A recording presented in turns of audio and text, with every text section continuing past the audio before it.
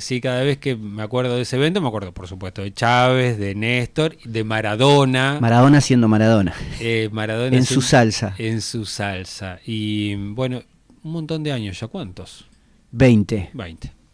Exactamente 20 años, fue para estas épocas Mm. de noviembre del año 2005, muy cerca de acá, en la ciudad de Mar del Plata, en el Hotel Hermitage, fue sede de el encuentro que en realidad pretendía ser el aterrizaje de Estados Unidos abarcando a los 34 países del continente, en el marco de lo que era el Acuerdo de Libre Comercio de las Américas. ¿Quién estaba ahí como presidente de los Estados Unidos? George Bush hijo.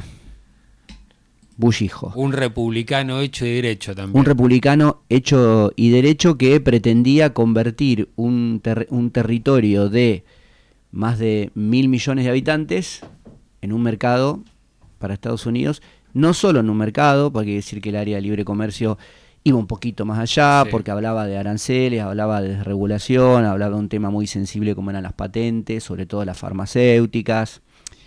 Digamos Bueno, que, parte se está discutiendo hoy de nuevo. bueno, ahí De- estamos, ¿no? bueno, Este remake es parte de un pasado nostálgico que garpaba ese pasado, ¿no? ¿Por qué? Porque en cierta forma Mar del Plata fue la sede de no solamente el no al ALCA, sino la luz que parecía estar al final del túnel, que tenía que ver con un proceso sólido y firme de regionalización mm, de esa patria grande, mm, ¿no? Añorada por Simón Bolívar, mm. y que impulsaban Néstor, tipos como Evo, Chávez, Maradona, que tuvo una impronta que perduró en el tiempo, pues lo vamos a profundizar un poquito más, no hasta hoy. En el 2015, 2016 ya teníamos algún antecedente de que eso se empezaba. Ahí ya se terminó, se empezó Y a lo que desgranar el sueño de la patria y grande. mirá, entre el 2015 y el 2016 pasaron cosas, ¿no? Sí. Entre otras, por ejemplo, el triunfo de la derecha en Argentina, con Macri, Mm. el impeachment a Dilma Rousseff en Brasil, Y Bolsonaro. Bolsonaro por ende detrás de eso, la expulsión de Venezuela del Mercosur, eso es algo que por ahí no se tiene mucho en consideración, pero tiene que ver con la expulsión de Venezuela del Mercosur, el desmantelamiento de la UNASUR. Uruguay se sumó después también a gobierno de centro derecha, más o menos en esa época. Uruguay se suma también más o menos Mm, en esa mm, época. Hay que decir que en el 2005, cuando esto estaba por suceder, esto se da, para contextualizarlo rápidamente, se da mm, en el marco de la Organización de Estados Americanos, ¿no? La cumbre de las Américas, porque el no al ALCA tiene que ver con algo, ¿no? Que la cumbre de las Américas. La cumbre de las Américas se empieza a dar en el año, la primera se inaugura en el año 94, en el marco de la Organización de Estados Americanos, y es el foro presidencial más grande del continente. No es moco de pavo, no era moco de pavo, ¿no? Y se daba en un momento en donde Estados Unidos, ¿sí? Estamos hablando de, esto nace en el 94, ya para el 2005 llevaba un poquito más de 10 años, pero en el 92 Estados Unidos ya había hecho un sondeo con el Acuerdo de Libre Comercio de América del Norte, con el NAFTA.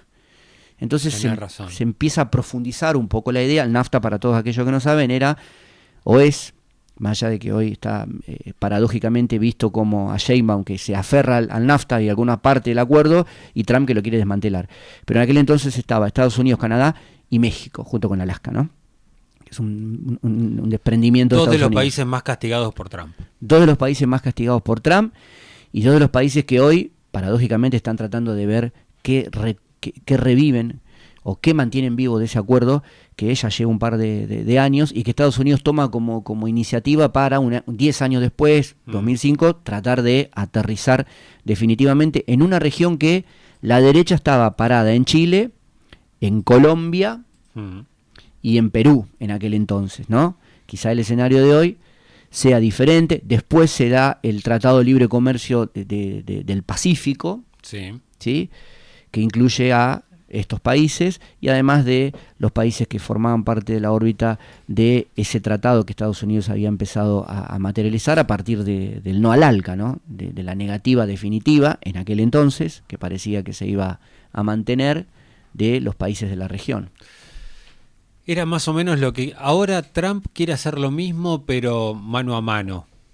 Y en esa época esto del ALCA era como, bueno, cerrar un paquete por el conjunto, ¿no?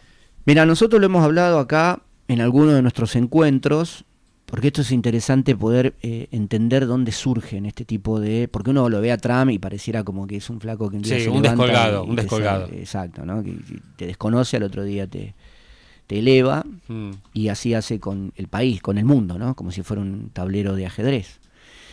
Pero la realidad es que esto, que vos decís, che, bueno, es lo mismo que hay de nuevo en esto, tiene la particularidad de que Estados Unidos lo empieza a implementar a partir de las vinculaciones bilaterales, pero sobre todo porque desde la crisis del 2008, de las hipotecas subprime, que Sí, destruye sí. prácticamente el sistema financiero global, empieza un proceso de desglobalización.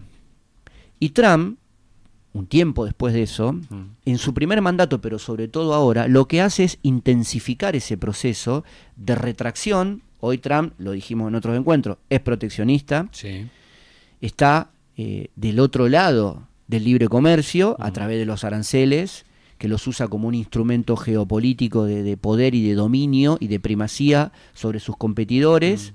Sí, perdón, y ahí hago un paréntesis. Y ni siquiera por rubro o por materia, porque vos podés decir, quiere proteger, no sé, el acero, y entonces le pone un arancel extra del 20% al acero. No, es el acero que viene de Argentina. Si viene de Argentina el acero, 25, pero si viene el acero de China, 50. Y si viene de, además de ser protección por rubro, es por relación país-país.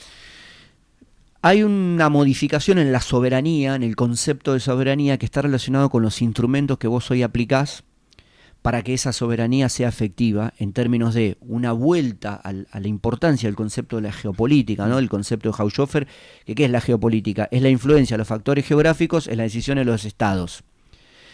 Pero no solamente en términos de una militarización tangible y permanente, en el caso de Estados Unidos, como la que se pretende instaurar ahora, ¿no? Con la Operación Tridente, y hay aproximadamente 20 Marines de Estados Unidos en Mar del Plata, porque es donde se inicia la Operación Tridente que autorizó Milei por DNU.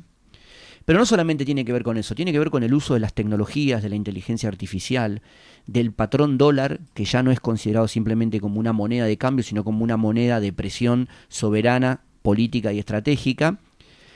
También pasa lo mismo del lado de China con los swap, y sucede por el lado de la diplomacia que maneja Trump a través de los aranceles. Es decir, de hecho, también lo hemos comentado, lo que sucedió con los farmers americanos tenía que ver con esto que decís vos. El tipo, presionado por Besen, viendo solamente el negocio financiero, ¿te acordás el caso de las retenciones Gate, digamos? Lo que generó internamente en Estados Unidos. ¿Por qué? Porque lo hemos dicho más de una ocasión.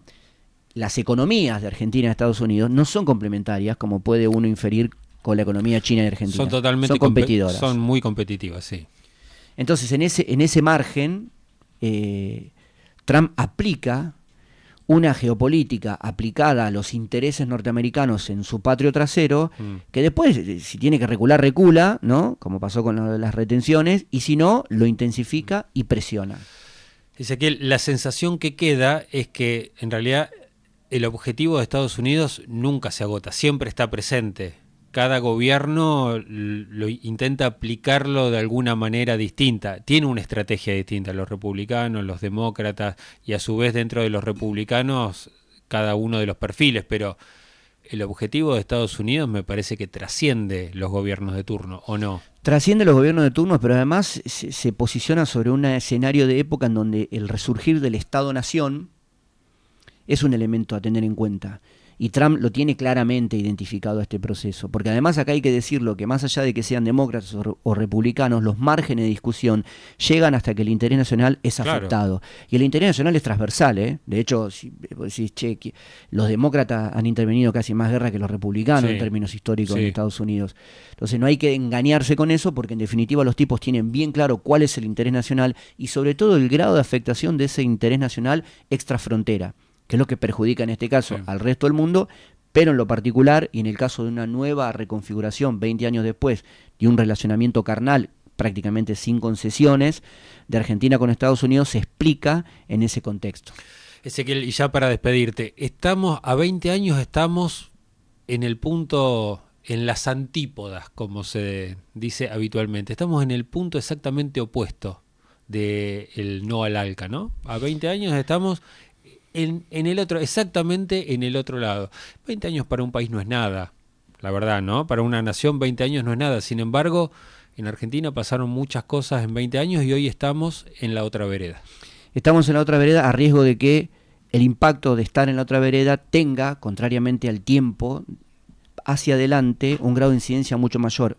El objetivo de Trump en Ushuaia, esto también lo hemos mencionado, es establecer inicialmente un polo logístico. Por eso la operación Tridente no solamente incluye el puerto de Mar del Plata, sino Ushuaia, que generó grandes controversias y rechazos de la población, porque cuando Estados Unidos te dice la idea es simplemente una base marina para un polo logístico, es la antesala y el preámbulo de lo que rápidamente después puede militarizar la región. El acceso a la Antártida y voltear definitivamente el reclamo de soberanía argentina sobre las Islas Malvinas.